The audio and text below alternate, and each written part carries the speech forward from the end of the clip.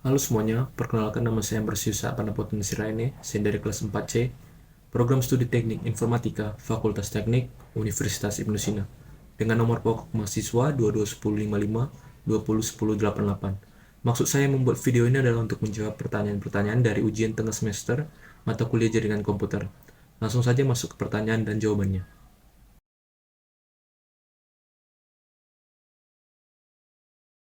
Jaringan komputer adalah jaringan yang memungkinkan antar komputer untuk saling berkomunikasi dengan bertukar data, perangkat lunak sampai dengan aplikasi. Lalu mengapa sangat penting dalam dunia teknologi informasi saat ini? Karena jaringan komputer memegang peranan penting dalam mempercepat pertukaran informasi. Kemampuannya untuk mengirim data dengan cepat dari satu lokasi ke lokasi lain menjadi faktor penting bagi bisnis dan organisasi. Proses ini memastikan bahwa informasi dikirimkan secara efisien, bahkan dalam jarak yang sangat jauh. Pertukaran informasi yang cepat juga mendukung pengambilan keputusan yang lebih akurat sehingga memungkinkan perusahaan untuk tetap kompetitif dalam lingkungan bisnis yang dinamis. Oleh karena itu, peran jaringan komputer sangat penting dalam mempercepat pertukaran informasi. Lalu apa manfaat jaringan komputer? Yang pertama, meningkatkan produktivitas. Produktivitas merupakan faktor kunci keberhasilan sebuah organisasi, dan jaringan komputer berperan penting dalam meningkatkan produktivitas karyawan dan tim. Kolaborasi yang efisien antar anggota tim dimungkinkan melalui kemampuan berbagi informasi secara real time. Dalam lingkungan bisnis yang sangat kompetitif, waktu adalah aset yang berharga. Dengan jaringan komputer, pekerjaan dapat dilakukan secara bersamaan tanpa mengorbankan kualitas. Lalu yang kedua ada meningkatkan aksesibilitas. Jaringan komputer telah membuka pintu akses jarak jauh terhadap informasi dan data melalui internet ataupun jaringan lokal.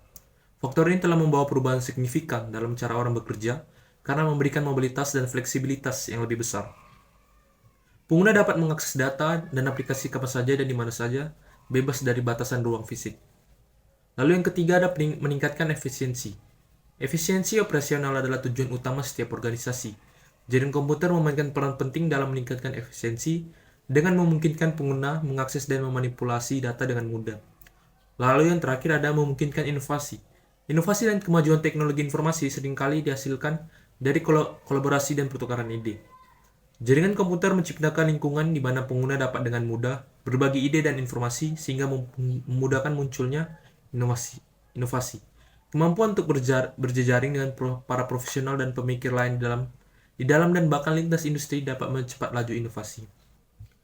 Lalu apa contoh penggunaan jaringan komputer? Yaitu jaringan komputer sangat diperlukan uh, dalam pengoperasian warnet atau warung internet. Dalam warnet, beberapa komputer klien dihubungkan dengan komputer admin yang berfungsi sebagai pusat pengaturan. Dengan jaringan komputer, pengguna dapat mengakses internet secara terpusat dan membatasi waktu akses internet. Jaringan komputer juga memungkinkan pengguna untuk berbagi data dan sumber daya seperti printer secara efisien dan efektif. Jadi misalnya kita main warnet nih, kita mau print sesuatu, sedangkan printernya itu ada di komputer admin atau server di depan, di operator punya. Jadi kita nggak perlu apa namanya mengirimkan data dulu ke komputer admin atau kita memindahkan data ke komputer admin. Jadi kita bisa langsung dari komputer kita, komputer klien kita, yang dimana komputer yang kita pakai di warnet pada saat itu. Jadi dari situ kita bisa print langsung dan nanti outputnya itu akan di printer yang di komputer klien, di komputer admin, di server, di operator, begitu.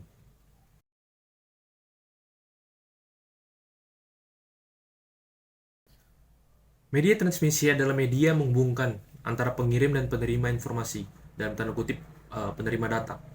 Karena jarak yang jauh, maka data terlebih dahulu diubah menjadi kode atau isyarat. Dan isyarat inilah yang dimanipulasi dengan berbagai macam cara untuk diubah kembali menjadi data. Media transmisi ini dapat berubah kabel atau tanpa kabel, atau biasa disebut wireless. Pengabelan dalam jaringan komputer melibatkan penggunaan kabel untuk menghubungkan perangkat-perangkat dalam jaringan komputer. Pengkabelan memungkinkan perangkat-perangkat tersebut untuk berkomunikasi dan berbagi sumber daya. Mengapa pemilihan media transmisi yang tepat penting dalam merancang sebuah jaringan, jaringan komputer yang efisien dan andal? Hal ini karena media transmisi yang digunakan dapat mempengaruhi kualitas dan kecepatan transmisi data, serta keamanan dan biaya operasional jaringan.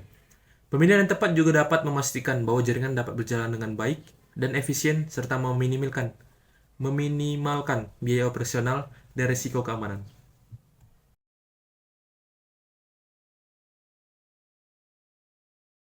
Topologi jaringan adalah suatu bentuk struktur jaringan yang dibangun atau diinstalasi sesuai dengan kebutuhan dan digunakan untuk menghubungkan antara komputer satu dengan komputer lainnya menggunakan media kabel atau media wireless atau tanpa kabel. Topologi jaringan juga adalah sebuah desain jaringan komputer yang akan dibentuk serta menggambarkan bagaimana komputer dalam jaringan tersebut bisa saling terhubung satu sama lain. Untuk membangun jaringan komputer baik yang berskala kecil atau besar, terlebih dahulu kita harus merancang topologinya. Jadi topologi ini ibaratnya blueprint atau kerangkanya seperti itu. Lalu mengapa pemilihan topologi jaringan tepat penting dalam merancang sebuah jaringan komputer? Karena pemilihan topologi yang tepat penting dalam merancang sebuah jaringan komputer karena mempengaruhi biaya yang akan digunakan, lalu model komunikasi yang akan diterapkan, serta kecepatan akses dalam jaringan tersebut. Lalu faktor-faktor yang perlu diperhatikan dalam pemilihan topologi jaringan, yaitu yang pertama biaya. Perhitungan biaya yang akan dibutuhkan untuk merancang topologi tersebut sesuai dengan kebutuhan sistem yang akan sebuah organisasi gunakan. Lalu kecepatan. Pemilihan topologi harus disesuaikan dengan kecepatan akses yang organisasi inginkan. Ketiga ada lingkungan. Menjadi faktor penting dalam mendesain sebuah topologi jaringan seperti listrik, lalu backup sistem, dan sebagainya. Lalu yang keempat adalah skalabilitas, yaitu menggambarkan seberapa besar jaringan yang akan suatu organisasi tersebut terapkan di dalam organisasinya. Lalu yang kelima ada konektivitas, yaitu menggambarkan cara akses topologi yang akan diterapkan.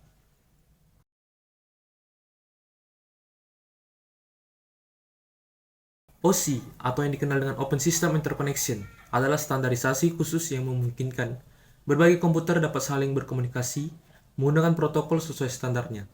Tujuannya dibuatnya OSI layer yaitu untuk rujukan agar produk atau software yang dibuat bisa bersifat interpolate, yaitu user dapat bekerja sama dengan sistem manapun tanpa memerlukan penanganan khusus. Model ini disebut juga dengan model 7 lapis OSI. Karena memiliki 7 lapisan. Yang pertama lapisan pertama itu ada physical layer, lalu lapisan kedua itu data link layer, ketiga network layer, keempat transport layer, kelima session layer, keenam ada presentation layer, lalu yang ketujuh ada application layer. Lalu bagaimana cara kerja OSI layer? Pembentukan paket dimulai dari layer teratas model OSI. Application layer mengirimkan data ke presentation layer, di mana presentation layer data ditambahkan ke header dan atau trailer kemudian dikirimkan ke layer di bawahnya. Pada layer di bawahnya pun demikian, data ditambahkan ke header atau trailer, kemudian dikirimkan ke layer di bawahnya lagi. Terus demikian sampai ke physical layer. Di physical layer, data dikirimkan melalui media transmisi ke host tujuan. Di host tujuan, paket data mengalir dengan arah sebaliknya, dari layer paling bawah ke layer paling atas. Protokol pada physical layer di host tujuan mengambil paket data dari media transmisi, kemudian mengirimkannya ke data link layer. Jika host bukan yang dituju oleh paket tersebut, maka paket itu akan dibuang. Tetapi jika host adalah yang dituju oleh paket tersebut, maka paket akan dikirimkan ke network layer. Proses ini terus berlanjut sampai application layer di host tujuan. Proses pengiriman paket dari layer ke layer ini disebut dengan peer layer communication.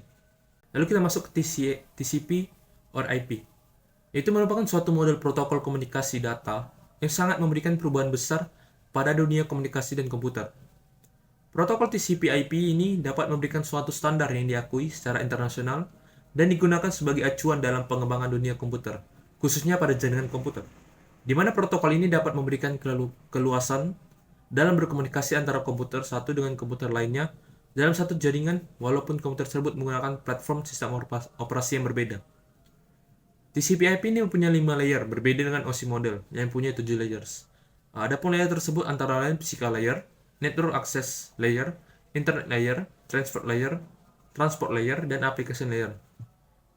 Kelima layer tersebut mempunyai fungsi dan tanggung jawabnya masing-masing, seperti halnya layer yang ada pada OSI model. Lalu bagaimana cara kerja TCP/IP?